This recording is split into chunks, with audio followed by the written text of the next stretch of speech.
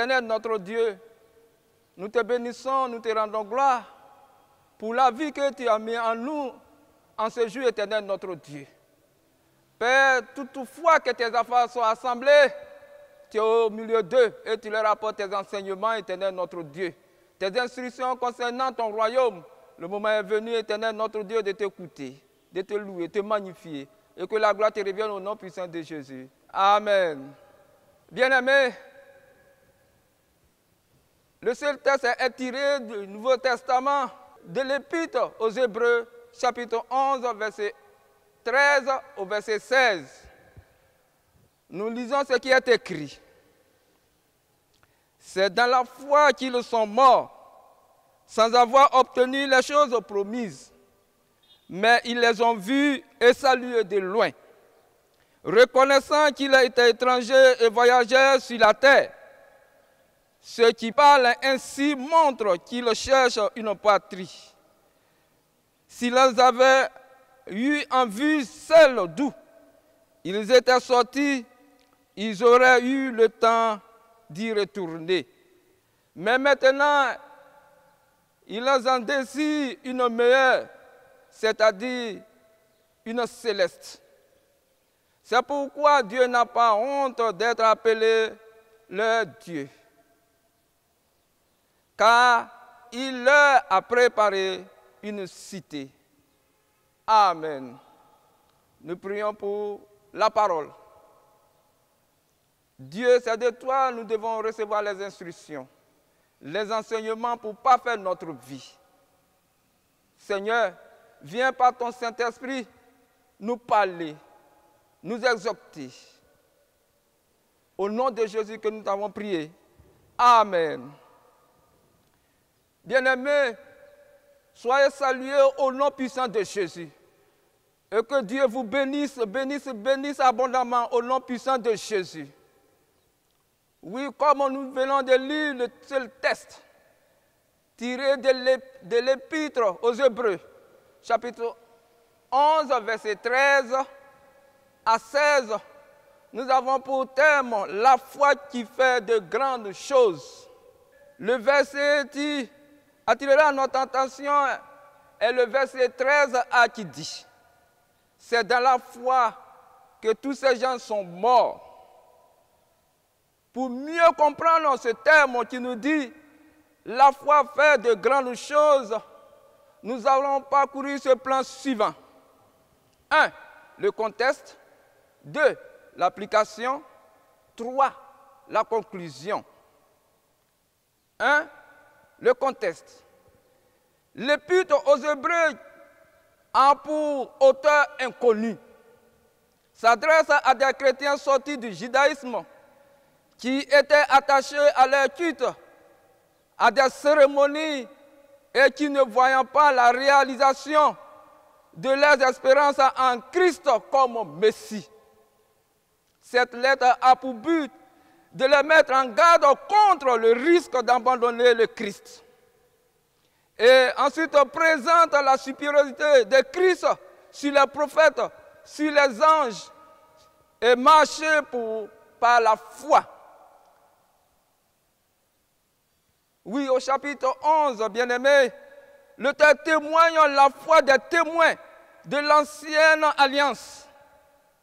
C'est dans la foi que tous ces gens sont morts sans avoir reçu ce qui leur avait été promis, mais l'ont vu et salué de loin.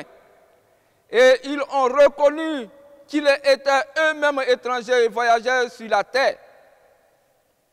Oui, Hébreux 11, verset 13. La première phrase d'où est sorti notre terme qui dit la foi qui fait de grandes choses. Frères et sœurs, nous allons passer au deuxième point qui est l'application pour nous. Bien-aimés, la foi c'est la persévérance. Avoir la foi c'est rester déterminé, sans faiblir, sans faillir. Car la foi ne regarde pas aux circonstances de la vie, ni ne regarde pas la vie physique. Frères et sœurs, bien-aimés, l'homme de la foi voit et parle de la foi.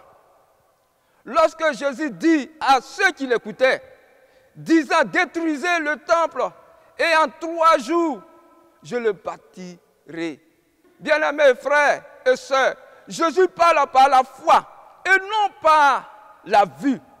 Jésus parlait par la foi, c'est-à-dire par la vue spirituelle des choses qui sont incompréhensibles, ce que nous ne comprenons pas. Le temps marqué, frères et sœurs, appartient à Dieu. Nous devons rester persévérants à notre poste. Regardons toutes ces personnes qui de loin ont vécu la foi, ont été décrites dans le livre d'Hébreux, d'où ces personnes sont mortes sans avoir reçu la grâce, mais elles ont salué de loin. Elles ont vécu leur résistance chrétienne dans l'espérance de recevoir quelque chose d'extraordinaire, de merveilleux, de gracieux, même s'ils n'ont pas reçu. Mais elles ont eu foi en cela. Et cela a déterminé leur façon de vivre, leur engagement et leur foi avec Dieu. Oui, frères et sœurs, soyons persévérants en toute occasion, car c'est à cela que Dieu nous appelle. La foi est aussi notre espérance. Bien-aimés, quand nous persévérons dans la foi, nous verrons cette espérance que Dieu viendra à notre secours.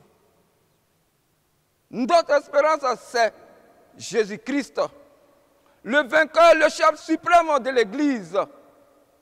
Lui qui est à la tête, c'est lui qui est le tronc, c'est lui qui est les pieds de cette Église. Bien-aimé, c'est par lui que toute chose passe. C'est par lui que toute chose vient à la réalité. Puisque c'est par lui que toute chose vient à la réalité, nous devons mettre notre foi en lui et qu'en lui seul. Croyons que notre espérance en Jésus-Christ ne nous décevra jamais. Beaucoup de frères ont déjà manqué la grâce de Dieu. Pourquoi ont-ils manqué la grâce de Dieu? Parce qu'ils n'ont pas la foi. Ils n'ont pas l'espérance en Christ Jésus. Ils changent d'église en église. Ils vont ailleurs pour chercher la protection, l'assurance. Oh, ils oublient que Jésus est le meilleur assureur. Parce que leur foi, leur espérance en Jésus-Christ, au Sauveur, a été dissoute par des attitudes, par des incompréhensions, des doctrines des gens de ce monde. Puisque nous constatons cela aujourd'hui dans ce monde actuel, bien-aimés, des pratiques qui nous amènent à perdre notre foi, des pratiques qui nous amènent à quitter la voie de Christ, le vrai chemin qui doit nous amener au royaume céleste. Frères et sœurs, si tu ne crois plus en Jésus-Christ, alors ta foi est vaine. Tu n'es plus parmi ceux qui sont appelés enfants de Dieu. C'est pour cela que ton espérance en Jésus-Christ doit rester une espérance ferme, quel que soit le problème. Abraham croyait en quelque chose si son fils Isaac lui a été enlevé par Dieu. Dieu était capable de lui donner d'autres fils. Jusqu'à 100 ans, si Dieu lui a donné un fils, il était capable. Son espérance se trouvait en Dieu et non pas son fils. Oui, bien-aimé, il faut saisir cette espérance. Il faut saisir cette espérance. Rahab, avec son espérance, dans la vie des témoins, dans la vie des espions qui étaient venus à Jérusalem, à Jéricho, la force du roi est dans l'armée de Jéricho. Bien-aimés frères, sœurs, quel est le sujet Quel est l'objet de ton espérance? Est-ce que tu as foi en lui? Car par la foi, Noé a construit le bateau pour sauver sa famille. Frères et sœurs, par la foi, Abel a offert à Dieu un sacrifice meilleur. Oui, un sacrifice meilleur que celui de Caïn. Si nous ne perdons pas notre espérance, nous verrons notre foi à la réalisation de toutes choses.